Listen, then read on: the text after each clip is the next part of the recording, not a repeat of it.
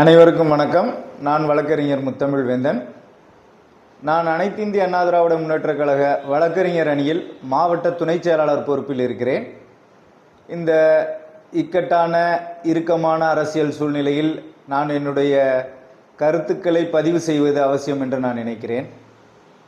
என்ன அப்படின்னு பார்த்தீங்கன்னா, முதலில் அனைத்து இந்திய அண்ணா திராவிட முன்னேற்றக் கழகத்தின் வேட்பாளராக நின்ற அனைவருக்கும் என்னுடைய வாழ்த்துக்கள். அதில் வெற்றி பெற்ற சட்டமன்ற உறுப்பினர்களுக்கும் என்னுடைய வாழ்த்துக்கள்.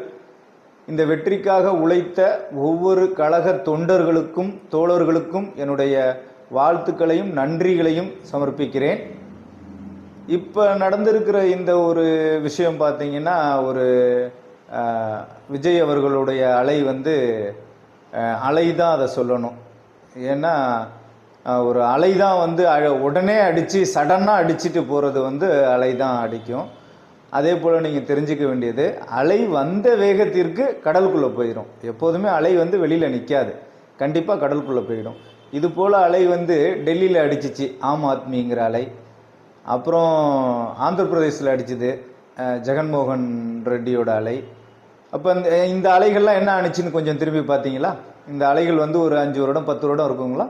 அந்த 10 வருடத்துக்கு பிறகு இந்த அலைகள் என்ன ஆனதுன்னு யோசிச்சு பார்த்தீங்களா? அப்போ இந்த அலையானது வரதான் செய்யும், அது மீண்டும் கடலுக்குள்ளே போயிடும். ஆனால் நிலையாக இருந்து பணியாற்ற வேண்டிய நம் கழக தோழர்களும் தொண்டர்களும் இந்த சூழ்நிலையில் இந்த ஒரு வெற்றிக்காக வெற்றியின் பின்னாடி போயிடவும் கூடாது. தோல்விக்காக தோல்வி கண்டு விட்டோம் என்று நாம் வாடிவிடவும் கூடாது. நான் கடந்த 2000ஆவது ஆண்டில் அனைத்து இந்திய அண்ணா திராவிட முன்னேற்றக் கழகத்தின் உறுப்பினரானேன். அப்பொழுது நான் கல்லூரியில் 2ஆம் ஆண்டு படித்து கொண்டிருந்தேன், இளங்கலை 2ஆம் ஆண்டு படித்து கொண்டிருந்தேன்.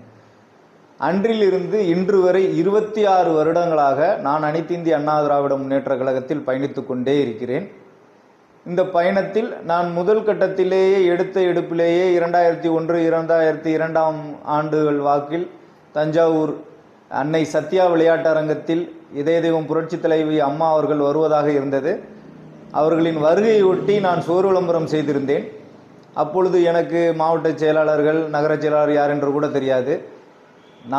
நானாகவே ஃபிக்ஸ் பண்ணிக்கிட்டேன், நம்ம ஏடிஎம்கேல இருக்கிறோம், நம்ம அம்மா பக்கம் இருக்கிறோம் அப்படின்னு சொல்லி. அப்போ எங்கள் பகுதி 36வது வார்டாக இருந்தது, கணபதி நகர். அதில் மணிவண்ணன் என்ற ஒரு அண்ணன் தான் வார்டு செயலாளராக இருந்தாங்க. அவங்கள்ட்ட போய் நான் அதிமுகவில் இருக்கிறேன்னே அப்படின்னு சொல்லி அவங்கள்ட்ட சேர்ந்து உறுப்பினர் அட்டை வாங்கி பயணிக்கிறேன். அப்போ நான் சூறு விளம்பரம் செய்கிறேன். சோழர்களின் போர்வாலை வருக வருக அப்படின்னு அம்மாவுக்காக சூறு விளம்பரம் செய்கிறேன். அதில் எந்த மாவட்ட செயலாளர் பெயரும் இல்லை, நகர செயலாளர் பெயரும் இல்லை, எனக்கும் புரோட்டோக்காலும் தெரியாது. நம்மளை கட்சியில் இணைச்சிக்கிட்டாங்க அப்படின்னு சொல்லி வார்டு செயலாளர் பெயர் மணிவண்ணன் பேர் எழுதியிருக்கேன், இன்னொரு நண்பரோட பேர் எழுதியிருக்கேன், என்னோட பெயரை எழுதியிருக்கிறேன். அவ்வளோதான்.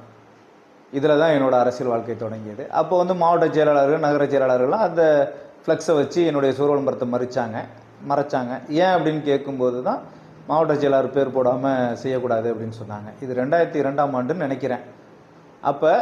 அப்போயிலேருந்தே நான் அதிமுகவில் என்னோட பணியை செய்ய ஆரம்பிச்சிட்டேன். யாரையும் எதிர்பார்க்கல, என்னன்னு தெரியல.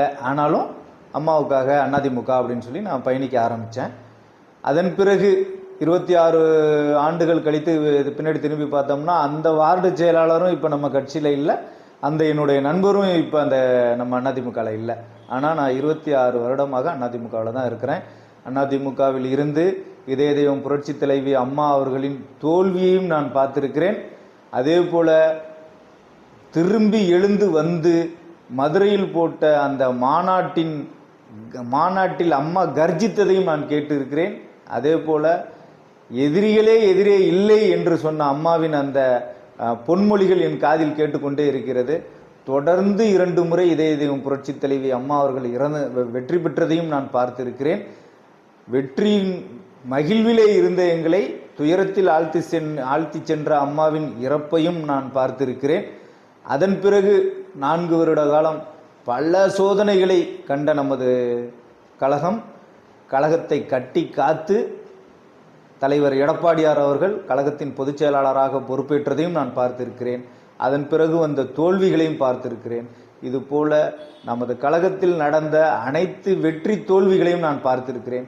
என்னை விட இங்கு மூத்தோர்கள் தான் அதிகமாக இருப்பீர்கள் நமது கழகத்தில். நீங்கள் பார்க்காத வெற்றி தோல்வி ஒன்றுமே இருக்காது. அப்படி இருக்கும் பொழுது இந்த தோல்வியானது ஒரு நிரந்தரமானது அல்ல. வெற்றி யாருக்குமே நிரந்தரமல்ல, அதே போல தோல்வியும் யாருக்குமே நிரந்தரமானது அல்ல. இங்கு உள்ள அதிமுக தொண்டர்கள் ஒவ்வொருவரும் இதய தெய்வம் புரட்சி தலைவருக்காகவும் புரட்சி தலைவிக்காகவும் இந்த கரை போட்ட வேட்டிக்காகவும் அந்த கட்சிக்காகவும் இரட்டலை சின்னத்திற்காகவும் தான் இருக்கிறார்கள். இங்கே சம்பாதிக்க வேண்டும் என்று நினைத்த ஓரிரு தலைவர்கள் வேணால் இதய தெய்வங்களை மறந்துவிட்டு சென்றிருக்கலாம். தங்களுடைய சுய லாபத்திற்காக ஆயிரம் கோடிகள் சம்பாதித்து விட்டு மீண்டும் சம்பாதிக்க வேண்டும் என்று பணத்தாசை பிடித்து வேண்டுமானால் இந்த கட்சியில் இருந்து போயிருக்கலாம். ஆனால் இந்த கட்சி அடிமட்ட தொண்டன், போஸ்ட் ஒட்டிட்டு இருந்த தொண்டன் இன்றும் அதிமுகவில் தான் இருக்கிறான். அதே போல நாங்களும் அதிமுகவில் தான் இருக்கிறோம், நாமும் அதிமுகவில் தான் இருப்போம். இந்த ஒரு துயரமான அல்லது தோல்வியான நிலையில் தொண்டர்களாகிய நாம் ஒன்றாக இணைந்து இந்த தோல்விகள் எல்லாம் இன்னும் நாளுன்னு கணக்கு பண்ணி பார்த்தோம்னா ஒரு 1800 சொச்ச நாள் தான் ஓடிடும், 5 வருஷம். ஆனால் அதுக்கு இடையில் பாராளுமன்ற தேர்தல் இருக்குது, நகரமன்ற தேர்தல் இருக்குது, நிறைய இருக்குது. நம்மளோட உழைப்புக்கான நேரம் இன்னும் நிறைய இருக்குது, நிறைய பொறுப்புகள் இருக்குது. அதையெல்லாம் நம்ம மனசில் நினச்சி இந்த தோல்வியை பெருசாக நினைக்காம தூக்கி விட்டெறிஞ்சிட்டு கழக பணி செய்வோம். அனைத்து இந்திய அண்ணா திராவிட முன்னேற்ற கழகத்திற்கு யார் பொதுச் செயலாளராக வந்தாலும் அவர் பின்னே நிற்போம். தற்பொழுது வலிமையோடு செயல்பட்டு கொண்டிருக்கின்ற ஐயா எடப்பாடியாருக்கு பக்கபலமாக நின்று அவர் வழியில் பணி செய்வோம். எங்களுக்கு நான் 26 ஆண்டு காலமாக இந்த அதிமுகவில் இருந்த பொழுதும் இந்த ஆண்டு தான் 25 ஆண்டுகளுக்கு பிறகு இந்த ஆண்டு தான் எனக்கு அனைத்து இந்திய அண்ணா திராவிட முன்னேற்ற கழகத்தின் வழக்கறிஞர் அணி துணை செயலாளர் பொறுப்பு வழங்கினார்கள்.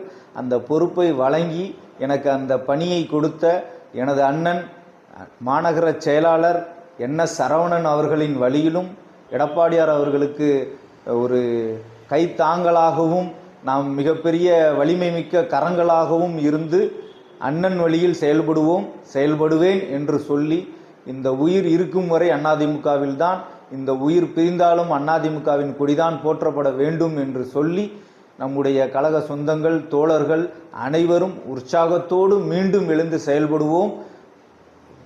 எந்த இடத்தில் தோற்றோமோ அந்த இடத்திலே வெற்றி பெறுவோம் என்று விழுந்த குதிரை போல மீண்டும் எழுந்து வேகமெடுத்து வேலை செய்வோம். அனைத்து இந்திய அண்ணா திராவிட முன்னேற்ற கழகத்தை வெற்றி பாதைக்கு அழைத்து செல்வோம் என்று சொல்லி நன்றி கூறி விடைபெறுகிறேன். நன்றி, வணக்கம்.